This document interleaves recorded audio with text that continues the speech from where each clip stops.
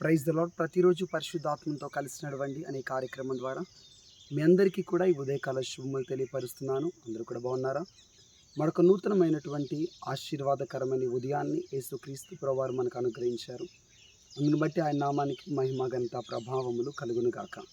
ఈ రోజున అద్భుతమైనటువంటి రీతిలో పరిశుద్ధాత్మనితో మాట్లాడి నీ చేయి పట్టి నేను నడిపించబోతున్నాడు. యోవేలు గ్రంథము 2వ అధ్యాయము 19వ వచనం.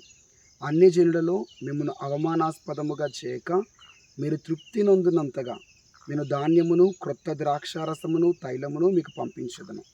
ఎవరైతే నీకు ఏమీ లేదు, నువ్వు ఏమీ లేని దానవు అని చెప్పేసి అవమానపరిచి గేలి చేసి ఎగతాళి చేస్తున్నారు. నువ్వు ఉండే దగ్గర కావచ్చు, నీ తోబుట్టులు కావచ్చు, నీ రక్త సంబంధులు కావచ్చు, సొంత నీ భర్తే కావచ్చు, నీ భార్య కావచ్చు, నీకేముంది, నీ వెనకాల అసలు ఏం సంపద ఉంది, ఏం ఆస్తుంది, తినడానికి కూడా తిండి కూడా లేదు అని చెప్పేసి గేలి చేయబడుతూ అవమానపరచబడుతున్నావేమో.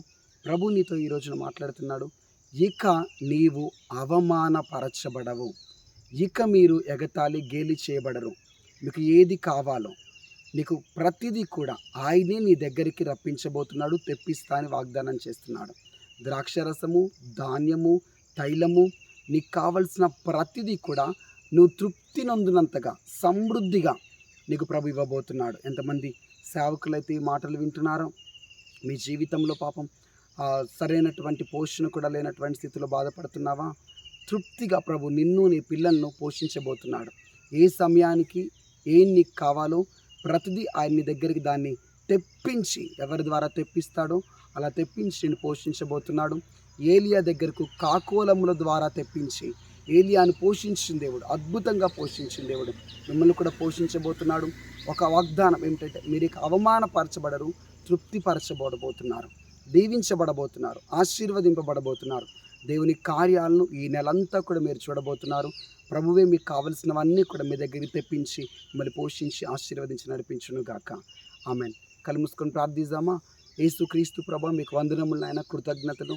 ఎంతమంది బిడ్డలతో మీరు మాట్లాడి ఉన్నారు ప్రభా, ఎంతమంది వాగ్దానం రిసీవ్ చేసుకుంటున్నారో వారి జీవితంలో ఆశీర్వాదమును కలగచేయండి ప్రభా.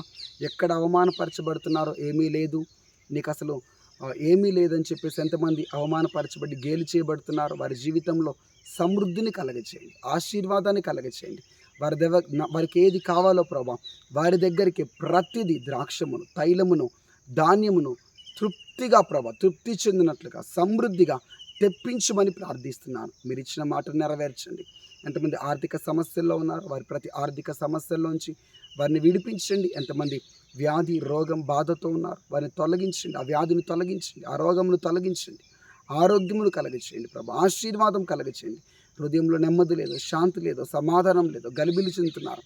హృదయంలో గొప్ప శాంతి, సమాధానం ఇప్పుడే కలుగును గాక అని ప్రార్థిస్తున్నాను.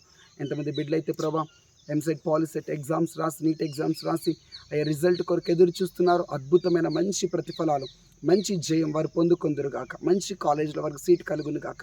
ప్రభా, యవ్వన బిడ్డలు మీరు కాపాడండి, క్షేమం కలగచేయండి. అయ్యా, వ్యవసాయ పనులు ప్రారంభిస్తున్నటువంటి వారిని మీరు దీవించండి. వారి వ్యవసాయంలో దీవెన, ఆశీర్వాదం, అభివృద్ధి కలుగును గాక. గొప్ప కార్యములు జరిగించండి. ఈ సంవత్సరం వారి విత్తనం విత్తుండగా గొప్ప సమృద్ధిని వారు కలగచేయమని యేసు నామములో ప్రార్థిస్తుంటున్నాం తండ్రి. ఆమెన్.